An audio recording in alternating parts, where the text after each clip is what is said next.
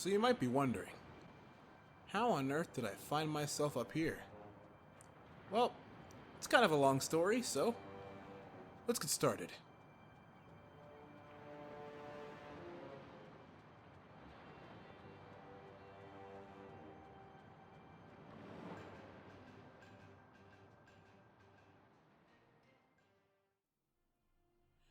Greetings, this is Apezilla, coming to you with a advanced tech showcase for Destroy All Humans 2.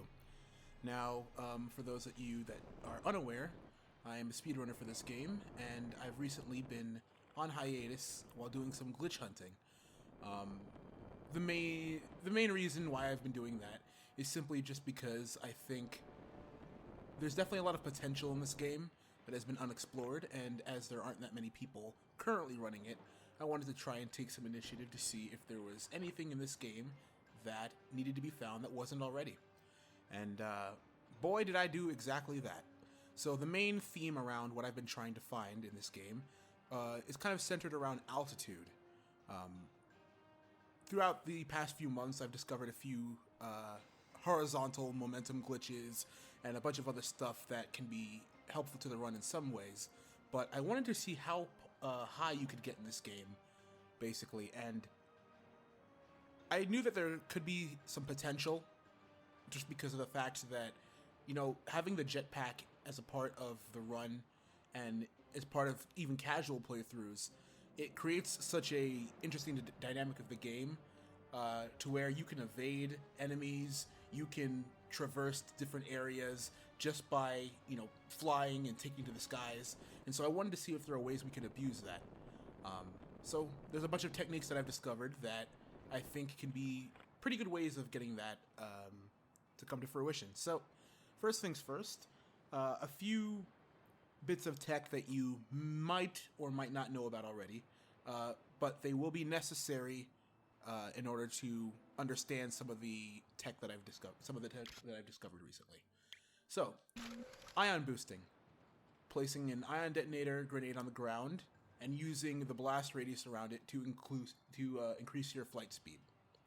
And what this does is it creates sort of a huge boost of momentum while Crypto's in his gliding state, like this. And he's kind of a slave to momentum, essentially. If he ever gets hit by an enemy's rocket, he'll just fly off into whatever direction it sends him. And so that's essentially what we're doing as in kind of a momentum abuse on its own. And so that works like this. Yeah, so we're flying forward at a much faster pace than we normally would. And so that's something that's already being integrated in runs currently. And we'll continue to do so, most likely. The only parameter that makes it a bit troublesome is the fact that you don't get much ion detonator ammo by default once you die. You only get two little, pegs of ammo. But it's definitely useful overall, and so the runs will start to optimize around that trick in the near future. Alright, and so the next bit of tech you might want to know about, thrust stalling, which is something I discovered sometime earlier this year, where if you swap weapons during your thrust, you can actually delay the full thrust of your jetpack, and so you can actually achieve a bit more height than you normally would be able to, because as you're using the swap to stall the thrust, you're actually still going a bit higher from your initial thrust speed as well.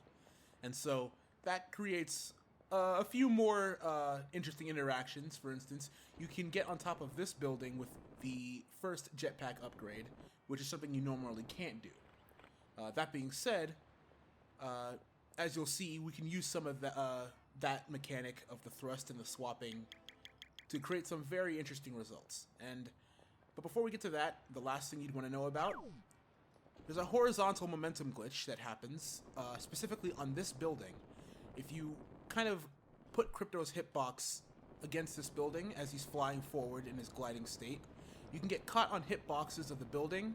Meanwhile, the building's actually storing a lot of your horizontal momentum as you speed up against it, to where after a while, Crypto kind of, after getting stuck on this one little hitbox this little piece of collision on the building, Crypto will actually be thrown off the building with an immense amount of speed. And you can use this to get to the rock early, because he's going fast enough to where he doesn't lose altitude soon enough to not be able to make it. So that also is something I see being useful in the future, though I'm unsure whether or not it would be any faster than just going to the rock via the docks right over there, only because you need time to actually set up Crypto onto that building. And yeah, so those are the 3 bits of tech you might want to already know about. And now for the stuff that was newly discovered.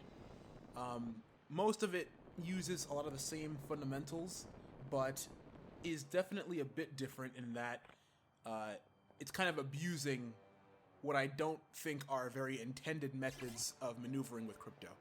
And so the first thing I want to mention is that not all of this tech is something I think that will be useful, but I think knowing the potential of Crypto's movement will help in finding other things as well, and so I think it's still worth talking about. Alright, so the first thing I want to mention is a technique I'm dubbing swap stalling, wherein, using the same method as before, you can actually... Oh, hold on. You can actually stall Crypto in the air by swapping your weapons consistently by mashing the square button. Now, in order to do this, you have to not be moving horizontally in any way, shape, or form. As soon as you move horizontally, as you can see, I fall back down despite mashing.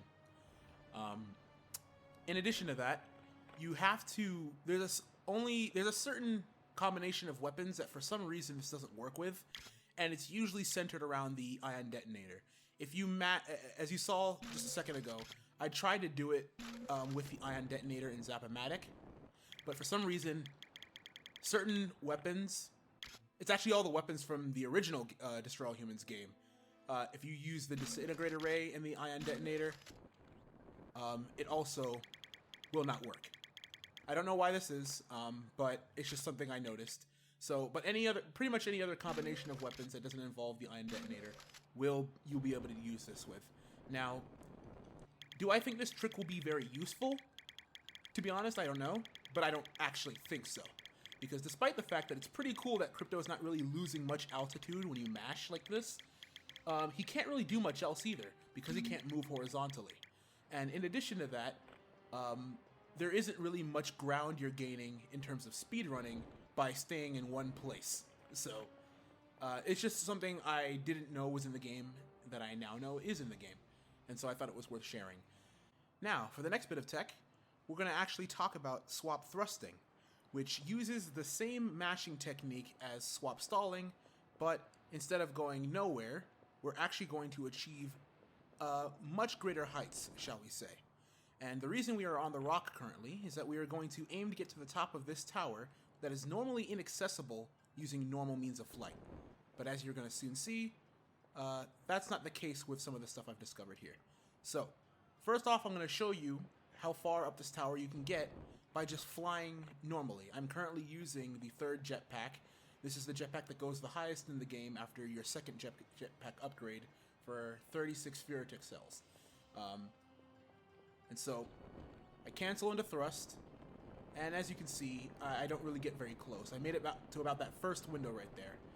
And, you know, pretty pathetic attempt on if we're aiming to get to the top of this tower, but as I'll soon demonstrate, we can indeed do that. Next, I'm actually going to show you the difference between that and thrust stalling, just to show you how much of a difference that even just that makes. So this is when you swap your weapon right at a certain timing of the thrust so that you can actually stall it. And as you can see, we go a great deal higher in comparison. And so that's your thrust stalling.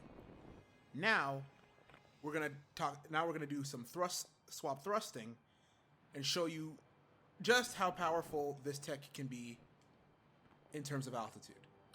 So, what you want to do is you want to cancel out cancel your jump into your jetpack like you normally would, and as soon as you do, within a certain, fraction of, like, about a second or so, like almost a second, you want to start mashing the X button as much as possible. You want Crypto to kind of lift himself up using the thrust, and you're kind of stalling the thrust continuously by mashing the square button. And so, I'll try it out here. Yeah, so we got a great deal higher. That was not optimal mashing, and yet you can still see how much of a difference that makes. And so I'm going to try that again, and I'm going to see if I can try to get the timing just right.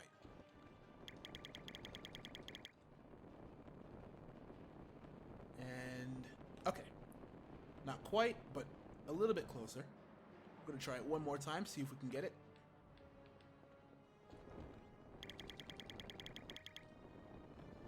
And success. So as you can see, it's a certain, there's kind of a timing aspect to it, and there's also, optimally mashing. Just kind of going, you want your rhythms to be really steady with your mashing. You don't want to, mash too hard to where you're not actually getting the input.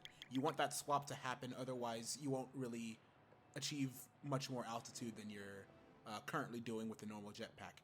But it makes quite a significant difference, and this can be done with any of the 3 jetpacks. The timing is a bit different though, and so it would take some getting used to, but just an example of how this can be useful to the run. In the very beginning, after the first mission is concluded, we get the Furitech cell that's on top of the building next to the first landing zone. That Furitech cell can actually be grabbed already by flying on top of the saucer and then on top of the building after that.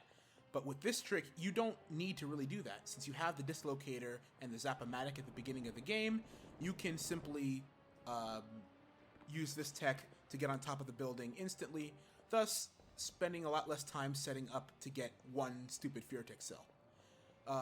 In addition to that, if it proves to be useful enough to where we don't need to get any more jetpack upgrades, that would also be useful because we can spend less time grabbing any Furitech cells.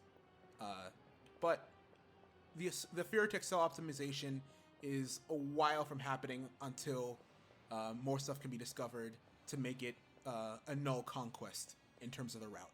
Until that happens, I think getting the jetpack upgrade is just fine. But yeah, so I would recommend, if you're going to practice this, to use this particular area, stand right on top of this platform here, and try and see if you can get on top of this tower convincingly using this. It can be a little tough and a little awkward at first, but you get used to it very quickly. And one more thing that I think is worth mentioning before we move on is that there's one more thing you can do with swap thrusting. You can actually cancel out of the mashing. So if you say you have inoptimal mashing, right? It's just not the best. You can actually cancel out of it with the X button like that, and you'll actually get one last bit of thrust left over that can be used to cancel out of inoptimal mashing. It might not help you get up to that tower, but it can help you in situations where you just need a bit more height and your mashing just wasn't so good. I would also recommend that you mash with your index finger on the square button while holding the X button with your thumb, or your right thumb. I find that doing this tech with claw makes it a lot more feasible, rather than trying to use your thumb for everything, because you have to attribute 2 fingers for this trick to work. And there's also another reason you're going to want to, get comfortable using claw for this, as we'll go over in just a bit here. But until then, I'm going to change locations to demonstrate our next bit of tech. So see you in a second. Alright, so we're here in Takoshima City, and we're going to be displaying some more tech for you. But first, I want to mention that I did forget to mention one thing about swap thrusting. Similarly to how you can only swap stall if you don't have any horizontal momentum, you can only swap thrust if you have horizontal momentum. So I'll show you what happens here. If you try and swap weapons during your thrust, when you don't have any, you're going to be kind of clipped downward, and then you're going to go away. And then you're going to, unfortunately, be unable to do much more other than swap stall. You won't be able to achieve the same height. But if you do it horizontally, you'll be able to get on top of buildings you normally wouldn't be able to. In this case, you could get up this one if you used some of the collision on the signs, but you would not be able to get up on top of that building without the use of swap thrusting. So I thought that was worthy of mention. But in front of us, we have Takoshima Tower. This is the highest structure in the game, and up until some of this tech was discovered, you actually couldn't get to that median point you see there, that little silver piece in the middle. But as you'll soon see, with the use of swap thrusting, you actually can just attach yourself onto the invisible hitbox that's right here. And it goes all the way around the structure. That being said, you can't do much. You can't get much higher than this on the tower using this method. But I figured it'd be a pretty good way to show off our next bit of tech. And so this is where that claw grip I mentioned earlier, where your thumb being on the X button, your index finger being on the square button, and that's going to come in handy. And in addition to those two inputs, you're going to want to have your middle finger on the R1 button, which is the button you normally use to shoot. Because what we're going to do is we're going to talk about swap boosting using this tower and this particular building that we're standing on right now. Basically, as the name would imply, it's a combination of swap thrusting and ion boosting, where the same method of swapping our weapons during our thrust can be used in addition to the standard ion boosting method that we've become so accustomed to. And so, using this combination of tech, what you're able to do is achieve a great amount of speed and height simultaneously, and it makes clearing gaps. I had nothing to do with that. It makes clearing gaps that are very far apart. Okay, there seems to be a bit of danger about. So, oh yeah. That doesn't concern us, though. You can clear these large distances in almost no time at all. And that's useful because of the fact that in a speedrun, you'd typically want to get to point A to point B as quickly as humanly possible if you have the ammo and the skill to do so.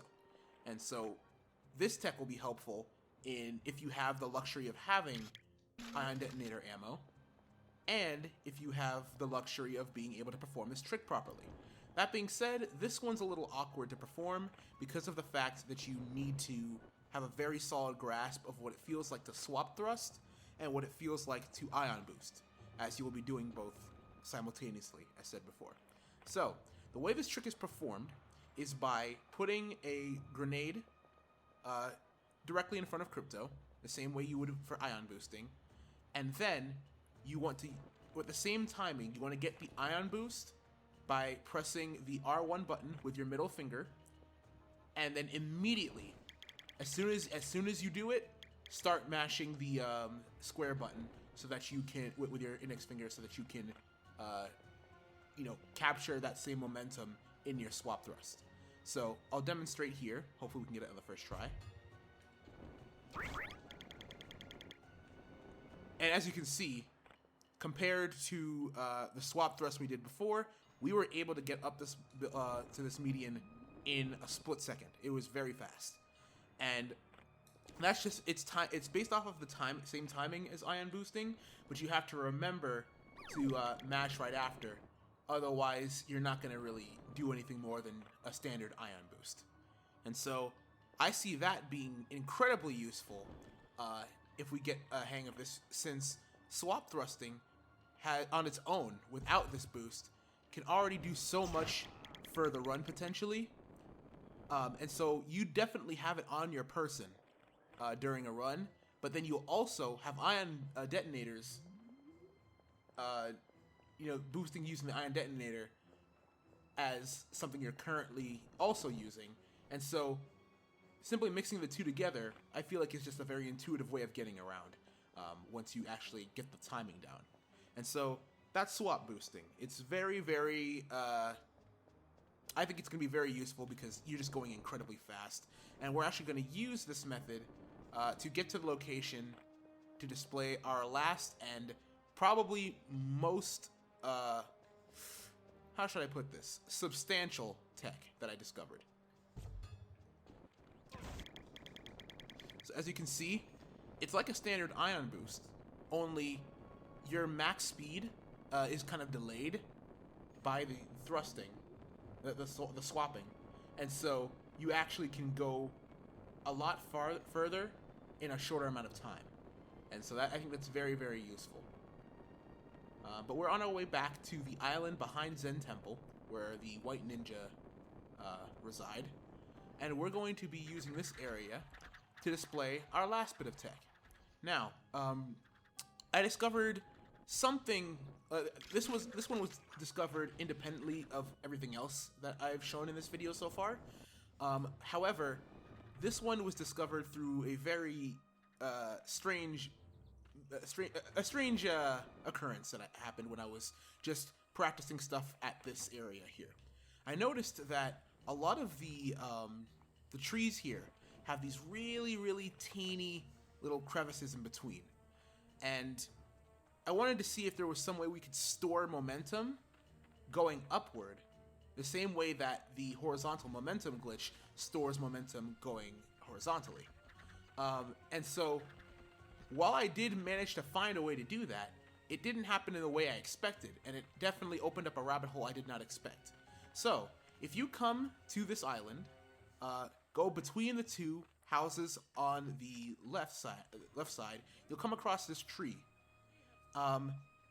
This is a very, very important tree compared to the rest of them you see on this island because of one thing and one thing alone. This slope here. In this game, you'll notice that if you're ever on a very, very steep slope, Crypto will, I'm not touching the control stick right now, Crypto is just naturally walking down the hill. And so what that tells you is that the game automatically almost has an input that it's programming Crypto to walk down the hill, but the player doesn't necessarily need to have anything to do with that. And what this tree does is it acts as a colliding point for Crypto to be on the hill, walking down, but not necessarily changing his positioning. And so if I were to line myself up here and use the tree as collision, whilst also being on the hill, I'm not touching the control stick right now, I just lined it up. Crypto, even though he looks like he's just standing still here, is actually gaining a lot of downward momentum. And when that downward momentum is being combined with the tree's collision, it'll send Crypto in a direction that's opposite the collision and the hill that he's currently standing on. And when that momentum is being stored after a long period of time, very interesting results can take form here.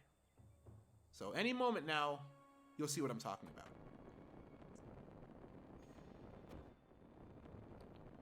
Yep. There goes Takoshima. And as you can see, we get a very interesting look at the skybox here. And you might be wondering where Crypto is right now, as well, as he's also seemingly disappeared. Well, thing is, you notice these little particle effects happening? That's right. The last 5 seconds, he was still flying upward. You can tell by the particle effects how fast he's moving, and therefore you can tell how high we just went into the air. This is a glitch I discovered called slope launching, and it doesn't just work in Takoshima.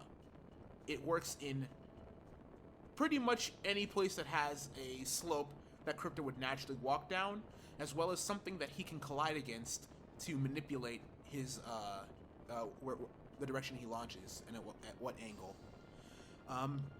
And as you'll notice, if you look at the radar on the lower left-hand corner of the screen, we are still we're kind of traveling toward Zen Temple, and where even though we can't see it, we can see our positioning in comparison to this. This is probably one of the most revolutionary things I've found in this game, because of the fact that it allowed me to get on top of places that previously were absolutely inaccessible, and I had no reason to believe that they would ever become accessible. But I'll go ahead and show some images on the screen here. I was able to use this glitch to get on top of Takoshima Tower. I was able to get on top of the South Island Tower in Albion, as well as a few other places that I had no reason to believe were ever accessible. In addition to that, I should mention that doing so was not as easy as this trick might lead you to believe.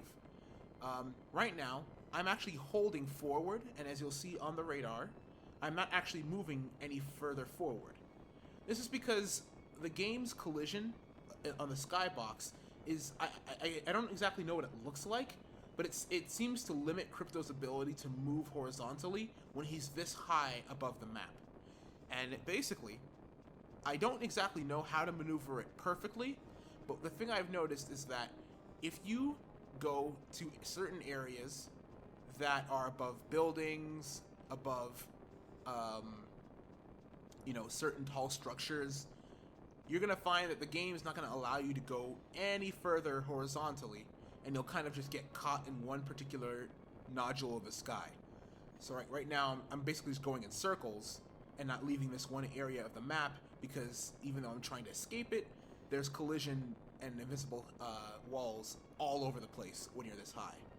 And so I was able to finagle through some of what can be seen and what can't be seen by doing this, and able to find my way on top of the tower, but I'm not able to demonstrate it again because of the fact that it's incredibly precise to get yourself on top of it, and navigating through the map like this is incredibly annoying, because you don't have all the freedom that you normally would. It's also worthy of mention that even though Crypto is obviously clearly still controllable, and the map is not able to be seen right now, it is still there. You're still technically in Takoshima, as you can still hear the music, and you can still see the same skybox you would. You just can't see any of the horizontal elements of the map. And so, what that leads me to believe is that this could potentially go on forever upward, even though we've kind of leveled off our speed at the moment. We're actually sinking right now. If you look at the particle effects, they're moving upward, meaning that Crypto is moving downward. Theoretically, this could go on forever. Even the game's in-game counter doesn't really... If you take a look at... right here. No. There we go. If you look here at the crypto meter, my bad, the max height in jetpack, is only so many kilometers. But if you compare that to how high you can normally get, it's a great deal higher. And so, in terms of just general feats, I'm pretty sure this is the highest that anyone's ever been in this game, which shows that we don't know how high we could potentially go in the future. Because I've never seen anyone that was able to get this far above the map. So, potentially, this could mean that this is entirely useless and just a cool glitch, but it could also mean that, just generally, we don't know how far this goes. Now, I'm gonna go ahead and let go of the X button and fall. You'd think to my death, right? But the fall damage in this game is absolutely, it's a non-issue compared to the first game, especially. However, I think if I'm looking at the radar properly, I'm actually gonna bounce on a hill if I don't angle myself properly here, and that might send me to my death because I'll fly into the water. But you'll see the map is still active, and you can just walk back into it, and look at that damage. That's like nothing. That's like no damage at all, and you saw how high we just fell from. But we're all the way to Guka Road now, and so I think the important thing to recognize about this is potential. I don't know how to traverse through the invisible walls perfectly. I also don't know as of yet how reliable some of the setup for this trick is. But what I do know is that it can be done in every location to varying degrees of success. So, I'll go ahead and mention some of the places it can be used in a second, but the reason I started off with the one in Takoshima is because this is the place where I discovered it. Now, one thing I should mention about this slope launching is that basically it all depends on setup. Some setups like that are very consistent. I can just line myself up against the tree and I can launch myself pretty consistently if I get the angle right. But there are some locations where the setup is incredibly inconsistent and the angle it sends you is almost RNG, because you really have no way of telling what angle you'll be sent at, and it may not be beneficial to the run in that sense. But being able to achieve that amount of altitude and being able to travel those large distances potentially could be useful in the future. Only time will tell at this point, but that's essentially the kind of the crux of what it is I found here. I was able to, do a lot of crazy stuff just by kind of flying above the map and getting to structures that you normally wouldn't be able to. So I'm going to quickly list off some of the places of interest, and I'll go ahead and overlay some footage showing that it is possible, but yes, to varying degrees of consistency. In Bay City, which, by the way, has the least amount of useful areas for this, to at least to do it consistently. The only area of interest is the area this video began in. There's a northeast landing zone, wherein the trees are kind of all planted on this large hill where Crypto is prone to walk down naturally. That hill can potentially act as a good springboard for a trick like this, but unfortunately, none of the trees really lend well to sending you upward or even in a favorable direction in regards to the places where missions currently are located.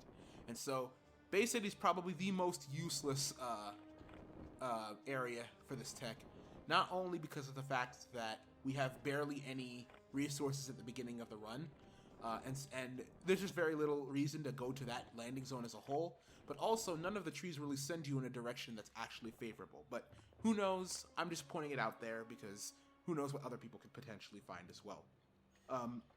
I also came across a few buildings that showed that Crypto is able to walk down them, but the only way you can set up the trick is by potentially having a car lined up horizontally amongst the rooftops of the houses, and even then, it takes a long time to set up, and it's not the most consistent even then. The next place I think is worthy of mention is the exact polar opposite. It's the easiest place I've found that you can do this tech, and that is Albion. If you go to the Parliament building that you would normally pass during From Russia with Guns, which is Mission 3 of Albion, you'll notice that, the top of these buildings' edges are actually sloped just enough so that you're able to line yourself up with the collision of the outer hitbox of the building. And if you're going to try and practice this trick, I recommend doing it here because you don't really have to do anything. You can just stand on the slope and you can see how the trick activates. You just stand there and be patient, and eventually Crypto will just fly above the map, and that will end up being a good first introduction to the trick for you. This is the easiest one to set up, in my opinion. And so, we know that it can be done in with some consistency there. Now, in Takoshima, we obviously have the tree that we showed this trick on before, but it's important to know that we also have a few other places that I was able to find a bit of consistency for this trick. That being said, the angle isn't very favorable, and in addition to that, how far it is you're able to be sent definitely varies on the angle of setup. But if you go to the if you go to Mount Sayuki, there's a rock right on the trail, right before you would have normally entered the fifth mission of Takoshima, and you can actually line yourself up on that rock. And Crypto obviously naturally wants to walk down this rock, and you want to wait till he's right on it. You don't want him to fidget while getting nested into the rock. And yeah, he can launch himself up pretty quickly. And so you could actually get to the top of Mount Sayuki fairly easily. However, it's not very useful for the mission because of the fact that you have to escort Natalia. And so until something's discovered to make that process easier, this one is going to go in the under construction aspect of this particular glitch. In Tunguska, you have a safe house that you frequently find yourself coming back to during the course of the run. And right to the north of that safe house, there's a collection of trees that you can line yourself up against, and it will result in you being able to, get a precise setup that you can use to either go upward, to the right, or to the left. Now, this one is fairly consistent, but it does take a precise setup. You have to kind of line up Crypto's hitbox with a side of the tree that will end up in launching him in a favorable direction, which I wasn't able to really find a way to make it uber consistent, but who knows, with a bit more practice and maybe a different approach, it could potentially be very useful, as you can clear the map in seconds during the course of the Tunguska segment of the run. Now in Solaris, I'd say it is the second most useless area for this trick, because of the fact that the only hills you'll find are on the outer edges of the map, and therefore the time it takes to get there already would be, not so beneficial to the run overall, but can be a pretty fun way of, having a consistent setup based off of proximity, so you're never that far away from the boundaries of Solaris. However, the one issue with that is that there are no trees on Solaris. There are no hitboxes that naturally occur that would make this trick possible to do. However, I have found that you're able to replicate this trick by lining up one of the rovers you see around, and kind of angling it so that it becomes that collision that you have to kind of line up Crypto against.